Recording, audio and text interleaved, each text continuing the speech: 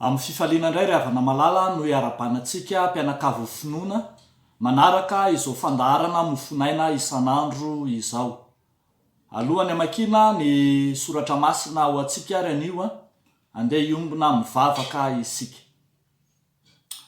Andriamanitro rainay be fitiavana, Andriamanitra teny tonga nofo, Andriamanitra manatrika anay amin'ny fotoana rehetra ianao. Misaotra anao zay Tompo noho ny teny izay omenao indray anio, teny nisy-piainana ary teny ifandraisanay aminao Andriamanitra raha teo. Anio ary hiaino ny feonao zahay amin'ny alalan'ny teninao, koa miteneny ianao fa miaino izay mpanomponao, ary eo ka ilay fanainao masina no anazava ny teny aty aminay tsiraray avy. Dia hitari-dalana ane ny fanainao masina amin'ny anaran'i Jesosy Kristy Tompo. Amen. Ny mofonaina voalahatra ho antsika indray ry havako amin'io dia hitantsika ao amin'ny bokin'ny Deutéronomie toko 5 ny andininy 612 hatramin'ny 712. Vakina amin'ny anaran'ny Tompo manao hoe: manaja ny rainao sy ny reninao araka izay nandidiny Jehovah Andriamanitra ho anao, mba ho maro andro ianao ary mba hahita soa any amin'ny tany izay omeny Jehovah Andriamanitrao ho anao. Aza mamono olona, ary aza mijangajanga, ary aza mangalatra, ary aza mety ho vavolombelona mandanga hanameloka ny namanao, ary aza mitsiriritra ny vadiny namanao, ary aza mitsiriritra ny tranony namanao, na ny taniny, na ny ankizy lahiny, na ny ankizy vaviny, na ny ombony, na ny borikiny, na izay mety ho an'ny namanao akory aza. Ireo teny ireo no nolazain'i Jehovah tamin'ny feo mahery tao amin'ny afo sy ny rahona ary ny Aizipito, raha nivory tany an-tendrombohitra ianareo, ka dia tsy nampiny intsony, ary nosoratany tamin'ny vato fisaka roa ireo ka natolony ahy. Amen. Ray masino, manamasinanay amin'ny fahamarinana, ny teninao no fahamarinana. Amen. Ampitomboana lalandava ao aminareo ane ry havako ny fahasoavana homban'ny fiadanana avy amin'ilay Andriamanitra ray sy Jesosy Kristy ilay Tompo ny finoantsika. Amen. Famerenana indray ny lalàna na ny didifolo zay efa voalaza ny bokin'ny Exodosy, ny amin'ny Exodosy toko 20 no hitantsika eto. Izany raha teo amin'ny mahafamerenana azy no maizy azy ny bokin'ny Deutéronomie, na le antsointsika hoe famerenan-teny na famerenana indray izay voalaza azy. Didy entina manazava sy mamelabelatra ny fototry ny fioavana Israelita ireo, ary ao amin'ireo didy ireo koa no hahatakarana ny fahefana faratampon'Andriamanitra sy izay adidy ny vahoaka eo anatrehan'izy Andriamanitra amin'ny fitiavana azy sy ny fankatoavana azy, ary ny amin'izay endrika anehoany zany amin'ny fomba hita maso amin'ny fifandraisana amin'ny mpiarabelona. Andeha aro jerentsika anio ry havako izay maizy azy ny didy folo na ny teny folo. Izay maizy azy ny didy folo na ny teny folo. Voalohany, didy maneho fifandraisana amin'ny fiarahamonina. Didy maneho fifandraisana amin'ny fiarahamonina. Hitantsika zany amin'ireo 19 hatramin'ny 20. Raha marina dia ny tapany faharoa amin'ilay didy folo no hitantsika tapany faharoa zay maneho ny momba ny olombelona, tapany faharoa zay maneho ny fifandraisana eo anivon'ny fiarahamonina sy ny mpiarabelona. Izany fifandraisana eo anivon'ny olombelona na ny fifandraisana eo amin'ny mpiarahamonina sy ny mpiarabelona zany de tsy inona tsy akory fa akon'ilay fifandraisana amin'Andriamanitra ihany. Eo amin'ny didy tapany voalohany amin'ny didy 10 zany hoe hitatsika zany manomboka any amin'ny andininy fahaenina ka hatramin'ny andininy 5 ny tapany voaloha amin'ny didy 10 de maneho ny fifandraisana amin'Andriamanitra. Ka ity tapany faharoa ity de tsy inona tsy akory fa akon'ilay fifandraisana amin'Andriamanitra aseho amin'ny fomba hita maso hifandraisana amin'ny mpiarabelona. Zany hoe zany lalam-piarahamonina vaovao nomen'Andriamanitra ity, vokatr'ilay fiainana tanaty fanjakany samy maka ho azy, na le antsointsika hoe fanjakan'ny baroa aza, izay azo lazaina fa fanjakan'ny fiainan'ny vahoaka tao anatin'ny fanjakan'ny fahamaizina, satria de samy nanao izay tiany ny vahoaka na de vahoaka voafidy ary. Eny samy nanao izay fahotana izay nahatafaroboka azy izy ireo. Ity lalàna ity arak'izany no mamerina indray ny fifandraisan'ireo vahoaka ireo amin'Andriamanitra ary aseho amin'ny fomba hita maso zany amin'ny alalan'ny fifandraisana amin'ny hafa. Fifandraisana amin'Andriamanitra aseho amin'ny fomba hita maso amin'ny alalan'ny fifandraisana amin'ny mpiarabelona. Ry havako malala ao amin'ny tompo, ny lalàna arak'izany de lalàna mitondra ho amin'ny fahasambaran'ny mpino, fahasambaran'ny vahoaka. Raha mijeritsika zao ny andininy 140 de hoe manajany rainao sy ny reninao mba ho maro andro ianao ary mba hahita soa amin'ny tany zay omeny Jehovah Andriamanitra ho anao. Zany hoe zany lalàna maneho ny fanomezana, ny lalàna maneho ny fanomezana lanja ny mpiarabelona de lalàna handraisa-tambiny rahateo. Didy maneho fifandraisana amin'ny fiarahamonina, ahazonao tambiny ary rahateo koa ahafahanao manisy lanja sy dika ny mpiarahamonina. Miantso atsika ary zao tenin'Andriamanitra izao ry havako malala, miantso atsika fa zay rehetra ataotsika eo anivon'ny mpiarabelona, na kely na bitika na lehibe, dia maneho ny fifandraisantsika amin'Andriamanitra rahateo. Ako ny fifandraisantsika amin'Andriamanitra avokoa zay ataotsika amin'ny mpiarabelona. Manisy ratsy ny mpiarabelona isika de tahaka ny manisy ratsy an'Andriamanitra. Mamono olona isika de tahaka ny mamono an'Andriamanitra. Mijangajanga isika dia mazava ho azy arak'izany fa maneho ny fampirafesana amin'Andriamanitra rahateo. Mangalatra ny an'ny hafa isika de tahaka ny mangalatra ny an'Andriamanitra rahateo.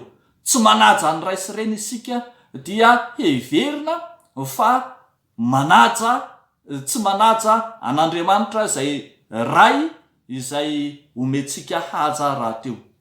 Mijoro vavolombelona mandainga isika dia tena midika zany fa manohitra an'Andriamanitra na mijoro vavolombelona mandainga manohatra an'Andriamanitra, satria Andriamanitra dia Andriamanitra ny fahamarinana.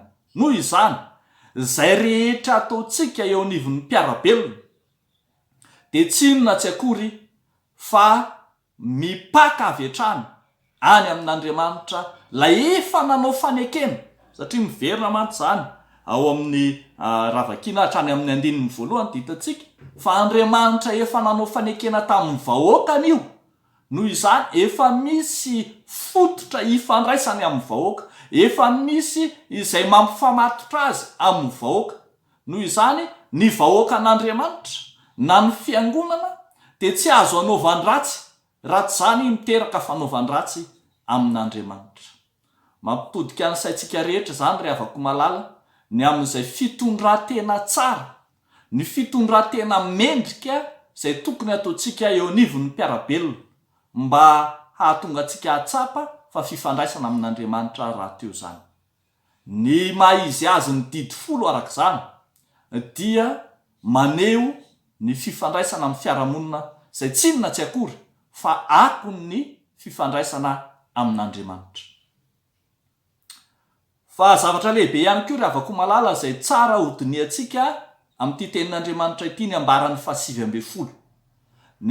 Eo dia hitantsika fa ny maizy azy ny didy folo na ilay teny folo dia didy maneho ny fanatrehan'Andriamanitra. Didy maneho ny fanatrehan'Andriamanitra. Zao ny vaky ny 720 manao hoe ireo tenireo no nolazainy Jehova tamin'ny feo mahery tao amin'ny afo sy ny rahona ary ny Ezipito raha mivory tany an-tendrombohitra ianareo ka dia tsy nampino intsony ary nosoratany tamin'ny vato fisaka roa ireo ka natolony ahy. Ny didy folo zany izay hitantsika eto dia hoe nosoratana tamin'ny vato fisaka roa mba ho fahatsiarovana sy ho hita maso. Fa raha ny marina dia efa nomen'Andriamanitra mivantana ho an'ny vahoaka zany ity didy folo ity. Tamin'izany dia tsy nahitan'Andriamanitra mivantana izy ireo fa ambara teto fa ny feony fotsiny no henon'izy ireo. Ary raha mamaky ny 14 sy ny 15 amin'ity toko ty ihany tsika dia hoy ny voalaza hoe ny teniny fanatrika taminareo Jehova tao an-tendrombohitra tao amin'ny afo. Izaho nitsangana teo anelanelan'i Jehova sy ianareo tamin'izany andro zany anambara aminareo ny tenin'i Jehova. Zany hoe efa nanome mivantana ny teny Andriamanitra. Fa ny endrika ny sehon'Andriamanitra hitantsika eto dia tamin'ny alalan'ny afo, tamin'ny feo mahery, tao anaty rahona, tao anaty Ezipito. Ry havako malala ao amin'ny tompo. Raha mamaky tsika ny amin'ny bokon'ny Exodus izay naverina nadika atao amin'ny Deutéronomie, ny Exodus toko 20 izay misy ny didy folo, ny 720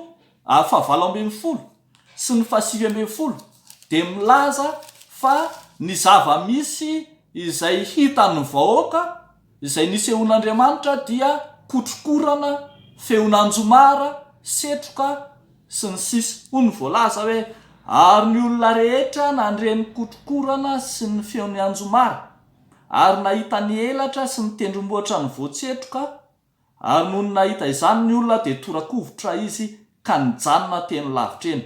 Dia io Mosesy, aoka ihany ianao no hiteny aminay dia hiaino izahay fa aza Andriamanitra no miteny aminay fandrao maty izahay, hoy ny vahoaka tamin'ny Mosesy. Zany hoe zany natahotra ireo vahoaka ireo tsy hiaona amin'Andriamanitra na dia nandreny feony ary. Hitantsika matetika sy miverimberina ry havako ao amin'ny Baiboly manontolo zany Andriamanitra miseho amin'ny vahoaka izany ary ny afo sy ny feo sy ny kotroka sy ny rahona no endrika isehon'Andriamanitra amin'izy ireo. Hitantsika ane zany ohatra tamin'Andriamanitra niseho tamin'ny Mosesy tany an-tendrombohitra dia niseho tao aminy tamin'ny alalan'ilay roy memy ny rehetra afo. Tamin'Andriamanitra niantso an'i Isaia mpaminany dia koa ny voalaza manao hoe ny ororo ny fanamban'ny tokonana no ny feon'ireo nanandratra ny feony ary feno setroka ny trano. Isaia toko 4:1-4.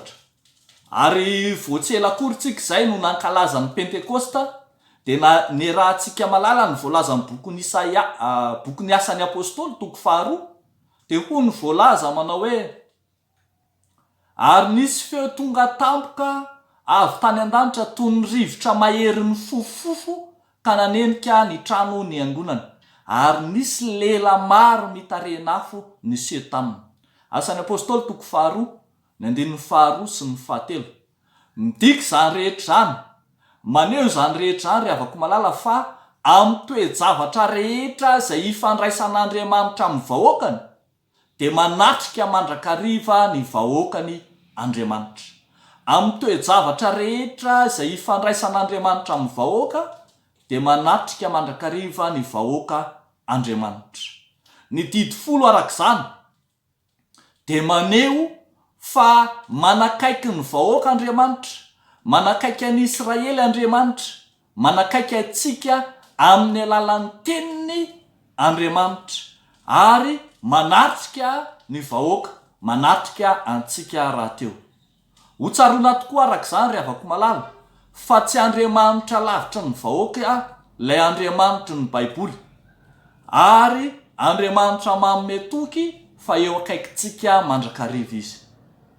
I Jesosy Kristy ary ane lay nilaza fa fahatanterahany lalàna de niteny mihitsy tamin'ny fotoanandrony fa mitoetra eto anivontsika izy, manambara fa monina eto amintsika izy, zany hoe miara-miaina amintsika Andriamanitra. Noho izany ry avako malala, ny lalàna zay nomena atsika zany de lalàna maneho ny fanatrehan'Andriamanitra atsika ka ho tsapatsika mandrakariva amin'ny fotoana rehetra fa akaiky atsika Andriamanitra.